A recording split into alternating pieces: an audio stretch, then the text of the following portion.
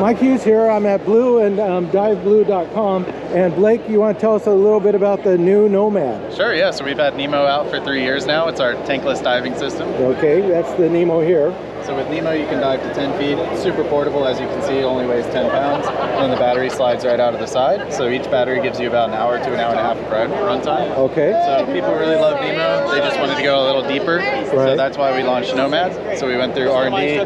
Now we have Nomad, which is rated to a max depth of 30 feet. And the battery runs for about 45 minutes to an hour. So really awesome.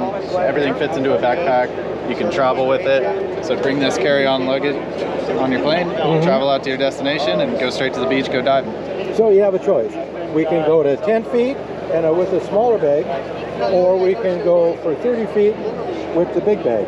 Yeah, so actually they both fit in the same backpack. No way. Just Nemo weighs 10 pounds, Nomad weighs 15 pounds. Perfect. So. Okay, so and if they want more information, we'll go back to diveblue.com. Perfect. Thank you very much. All right, no worries.